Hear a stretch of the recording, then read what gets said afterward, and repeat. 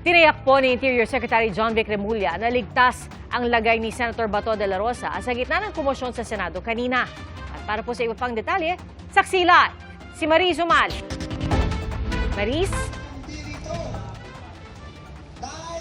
Yes, Pia, narito pa rin tayo ngayon sa labas ng Senado kung saan makikita natin na naka-lockdown, no? Itong Senate halls, ito pong main gate ng Senado ay talagang nakakandado, may mga barbed wire pa para hindi mo malalapitan. Pero hanggang sa mga sandaling ito ay talagang napakaraming mga pulis na nagbabantay. Katunayan, papakita ko, marami sa kanila medyo nagpapahinga muna sa ngayon, no? Dahil nga talagang pamorningan na siguro itong pananatili nila.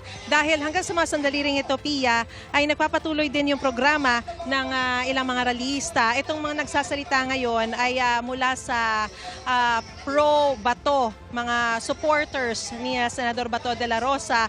At wala silang sinasabi kundi batikusin ang pamahalaang Marcos, no? Ito na mga pulis na nandito, mga Civil Disturbance Management Unit ay naririto, Pia. Nasa 1,200 yung puwersa ng mga pulis na nandito, nagbabantay para i-secure yung area.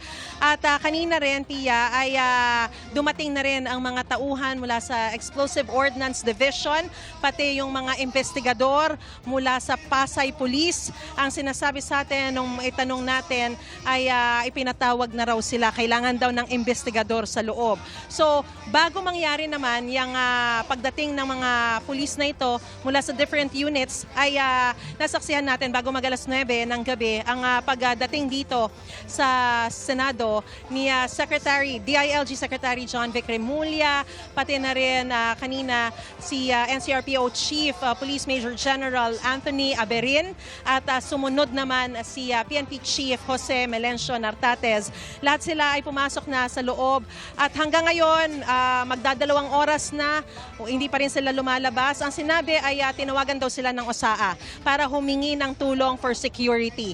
So ang sinabi ni Secretary John Vic Remulla, isi-secure nila lahat ng CCTV para malaman kung ano ang naging sanhi ng putukan, paano nagsimula yung pagpaputok sa loob ng Senate halls. At bukod doon ay para i-secure din ang lahat ng mga senador na naiwan pa sa loob.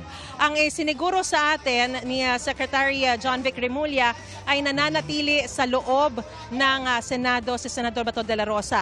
Bukod sa kanya ay meron din tayong kinontak na source mula naman sa kampo mismo ni Senador Bato de la Rosa, at sinabi nila sa atin na safe sila, nasa loob sila ng Senado, nasa loob sila ng Senate halls, hindi sila umalis at wala naman daw nasugatan sa kanila. At ang sinasabi rin sa atin ng PNP, as of a while ago, no, yung kaninang nagtanong tayo kay Chief PNP Nartates, wala naman daw nasaktan. Pero ang kinukumpirma niya, live fire daw yung nangyari kanina. Sa ngayon ay patuloy tayong naghihintay dahil nangako itong si Secretary John Vic Remulla na magbibigay siya ng press conference matapos nga itong investigasyon at pagtatanong sa mga senador at sa lahat ng mga iba pang mga saksi sa loob ng Senado. So yan ang inaantabayan na natin, Pia. Sa ngayon, yan muna ang pinakasariwang balita mula pa rin dito sa Senado. Ako si Maris Umali, ang inyong saksi. Maris, sa punto ba ito masasabi na natin na humupa na ang tensyon dyan sa Senado? Sorry, ang tinatanong mo, Pia, kung humupa na ang tensyon?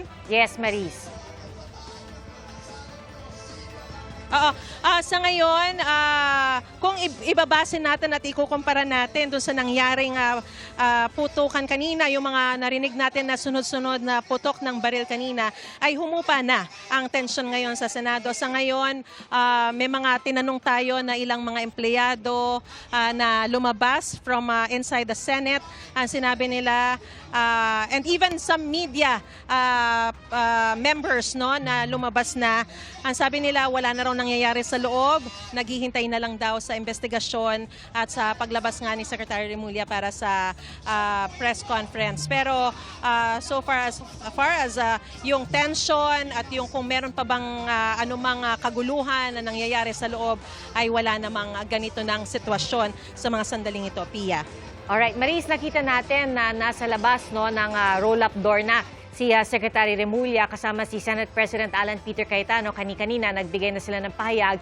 Meron ka bang impormasyon, Maris, kung meron pang ibang senador na nananatili sa loob ng Senado or lahat ba, bukod kina Senate President Alan Cayetano at ilan pang mga miyembro ng liderato ng Senado or ng mayorya ay nakaalis na ba o hindi?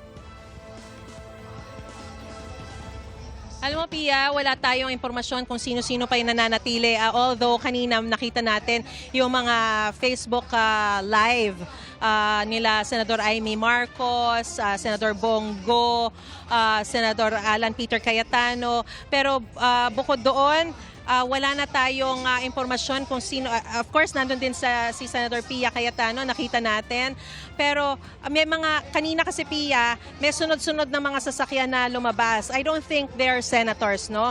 Posibleng kasama pa sila sa mga tinatanong ngayon, hinihinga ng mga impormasyon para malaman talaga kung ano yung nangyari kanina. So, apart from them, Pia, kasi napaka-limited din yung information na nakukuha natin ngayon dahil nga naka-lockdown. So, mukhang mahina rin yung signal sa loob. Wala tayong makuha na matawagan. Although, may mga na-text nga tayo. No? Sa ngayon, yun pa lang yung impormasyon na nakukuha natin. At yung iba naman ng mga tinext natin, wala pa nga sumasagot sa ngayon, Pia. Alright, Maris, makikibalita ulit kami sa iyo mamaya para sa iba pang mga update. Maraming salamat sa iyo, Maris Umali.